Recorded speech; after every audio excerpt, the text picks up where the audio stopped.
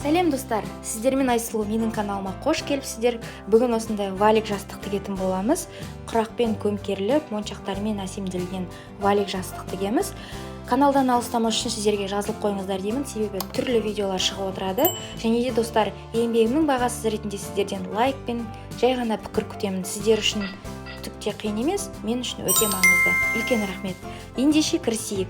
Бізге осындай мата қажет болады. Ені 45 см, ұзындығы 50 см.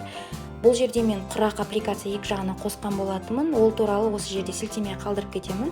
Сол жерден қарасаңыздар болады. Осының екі жанынан біз ені 8 см болатын, ұзындығы 45 см болатын осындай басқа түстегі матаны алып аламыз. Бізге ол валиктің жанын жабуға қажет болады. Және де арасына осындай бау аламыз, оны сыртына тігу үшін, әсемдігі үшін қажет болады. Өлшемге сай осындай бізге губка қажет. Ені бұл жерде 1 см.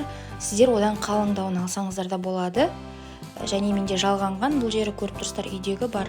Және де ортасына толықтыру ретінде холофайбер. Осылай тігіп аламыз екі жанын. Артық жерлерін қиып тастаймыз. Үстіне осы біздің бауымызды әдемілеп тігіп шығуымыз қажет. Ол үшін астындағы тігісті ішіне қарай, негізгі мата жаққа қарай қайырамыз. Өйткені бізде формасын ұстап тұру керек болады валиктің жанынан. Сосын барып үстінен бау тігеміз. Мінекей тігісті астына негізгі мата жаққа қарай қайырып жатырмыз. Және де үстінен бір тігістің жанынан 1 мм-ге өтіп шығамыз.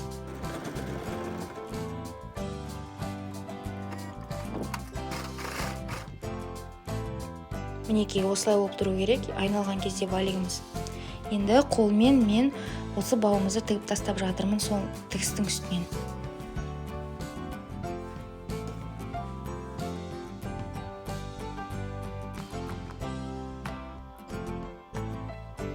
Мінекей енді жанын тігіп қосуымыз қажет валиктің.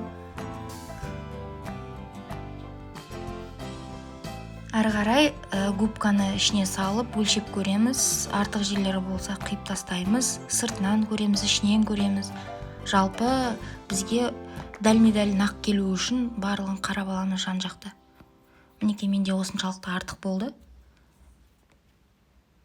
Және де оларды бір-біріне тұспа-тұс келтіріп, тағы да бір тексеріп аламыз, бақылау жасап. Одан кейін олардың ұштарын, шеттерін бір-біріне тұспа-тұс келтіреміз. Мінекей осылай және де тігіп шығамыз. Мінекей нақты осылай келтіре отыра тігу қажет.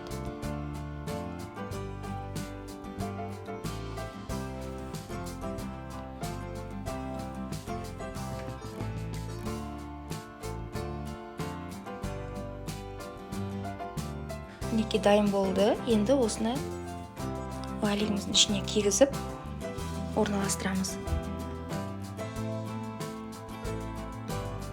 Және де осылай көктеп шығамыз ұштарынан жанындағы бөлікті.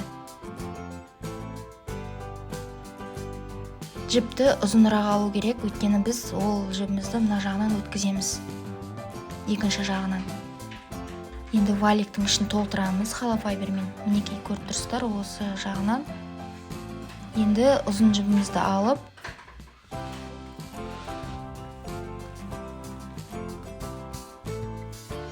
негізі басында тіккен кезде осылай қалдыруға болады. Мен оны кейін қалдырып жатырмын, тігіп сіздерге нақты көрсету үшін.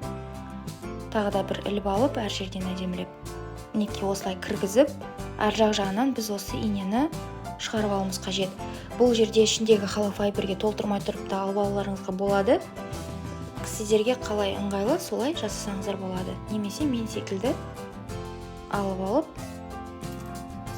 мінекей осылай қаттырақ тартамыз, сол кезде біздің әдемі болып бір жақ шетіміз бүріліп тұру қажет жаны. Қалған бөліктерін толтырамыз холофайбермен. Және де сол жібімізбен екінші шетін осылай көктеп тігіп, жаңағы әдіспен бүріп шығамыз.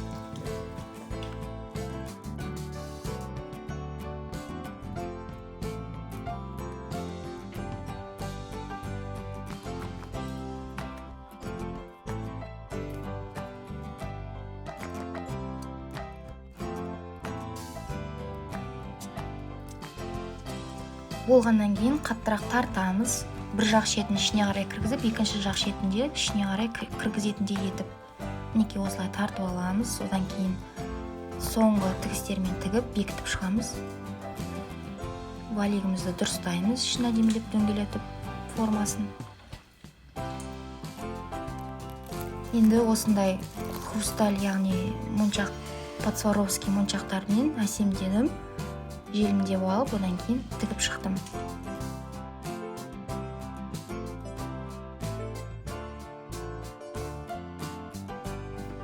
Оларды тігу үшін осындай мөлдір жіп пайдаландым.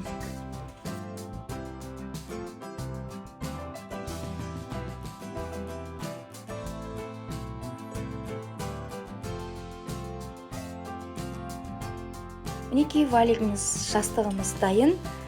Сіздер де жасап көріңіздер, нәтижесімен бөлісе отырыңыздар. Еңбегімнің нәтижесін бағалағандарыңыз ретінде сіздерден әрқашанда пікір, лайк күтемін.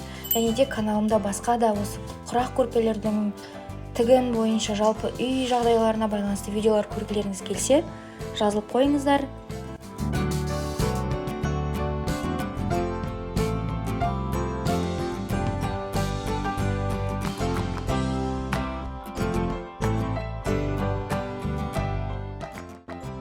Достар, менен арнадан басқа да жаңалықтармен осы өзімнің инстаграм парақшамда бөлісіп отырамын. Жазылып қойыңыздар, және ол жерде де қызықты контенттер сіздерді күтіп тұрады.